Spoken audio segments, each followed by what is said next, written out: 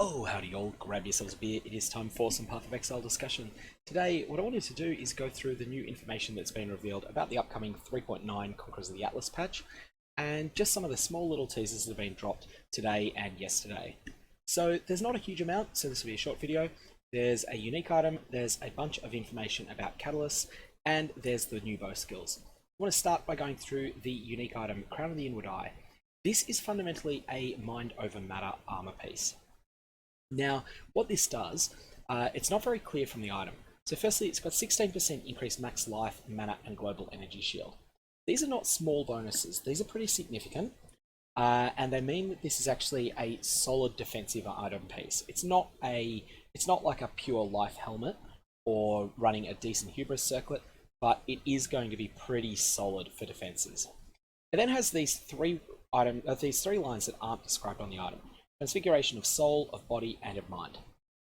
What each of these does is it takes the amount of percentage increase you have for one of life, energy, shield, and mana, and provides it so it still has its normal function. It still provides you your energy shield boost, but then it also provides a bonus to life, provides a bonus to attack damage. Energy shield provides a bonus to all damage, and mana provides a bonus to spell damage. The last two might be around the other way. In fact, they are. So Energy Shield provides a bonus to spell damage, mana provides a bonus to all damage. The way that you're going to use this item is you're going to have a character that has a lot of mana, uses Mind Over Matter as a major defensive layer, alongside either a heavy commitment to life, if you are an attack build, or a heavy commitment to Energy Shield, if you are a spellcaster build.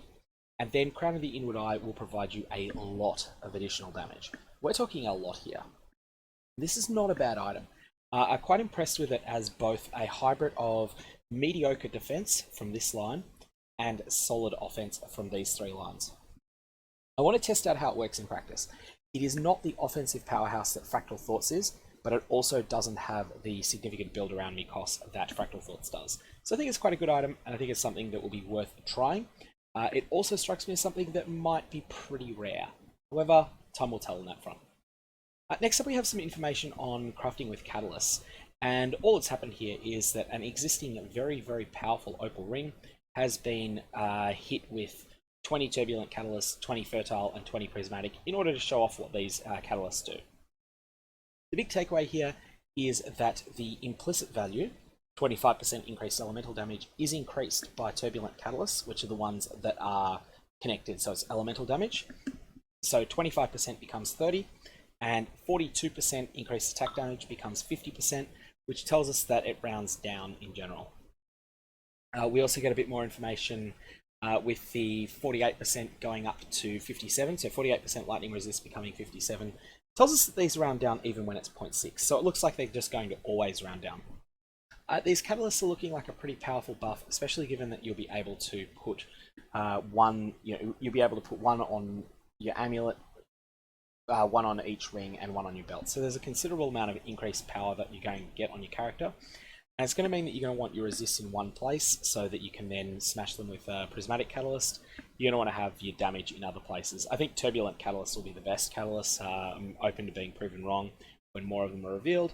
But fertile catalysts will be something you'll use while you're gearing up, as will prismatic. And then your goal ultimately will be to have as many turbulent catalysts used as possible on your items, I think. Although, of course, you've got to get life somewhere. These are looking pretty strong. That's all we have in terms of the main thread on the Path of Exile forums. Then we have the new bow support gems. Arrow Nova has been demonstrated a little bit in the Path of Exile 2 trailer, which is worth watching if you haven't watched it before. Basically, it turns a forward-firing arrow skill into an upward-firing payload arrow, which lands at a targeted location and then explodes into a nova of the skill's projectiles. It's available pretty early, level 8 for the Ranger, and it lets you spread arrow effects over an area from very early on.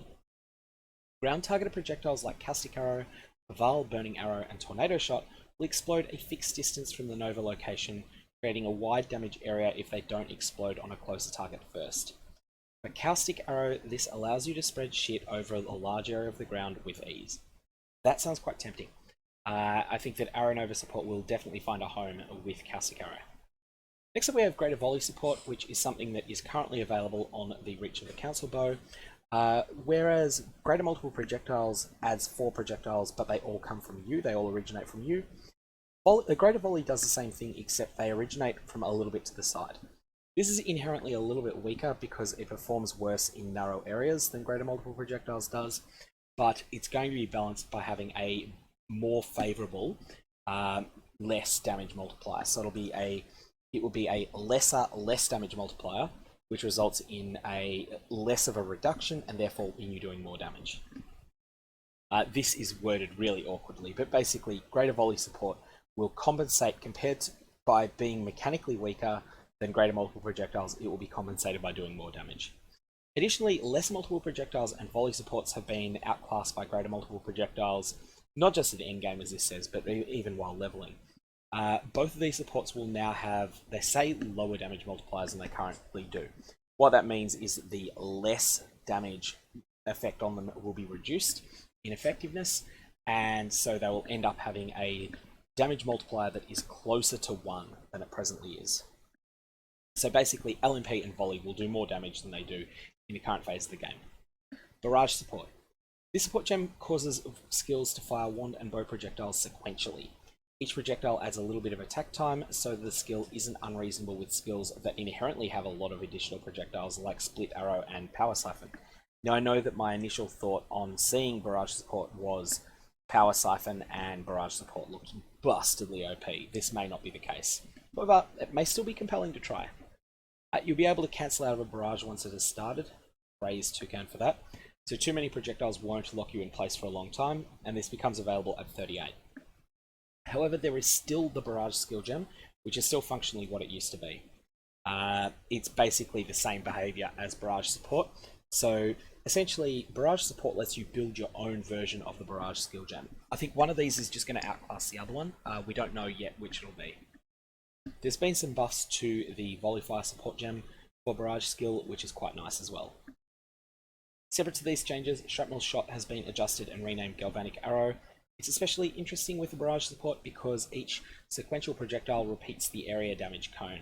We'll talk more about the Galvanic Arrow changes soon when we go over all of the reworked and rebalanced skills. That'll be really interesting to see. And then there's some discussion of support gem combinations. Anyways, let's have a quick look at the official video here and my commentary over it, and that will be the end of this video. And of course it's going to take a little while to load because there's nothing quite like that happening at the end of a video recording. I'm just going to pause at this point. And we are back in business. So here's Puncture by itself, just a very plain projectile. Puncture and Arrow Nova, and you can see how the behavior is very different. A greater volley there, providing a different type of coverage spread. Here's Barrage support. Not particularly interesting with Puncture, but here's Caustic Arrow being supported by everything, and see there is a lot of space to get shit on the ground. However, at this point you're already using 3 links on this, so you are running out of ways to amp up the damage. And here is Greater Volley and Barrage. Something I hadn't thought of as working together, but that's got some...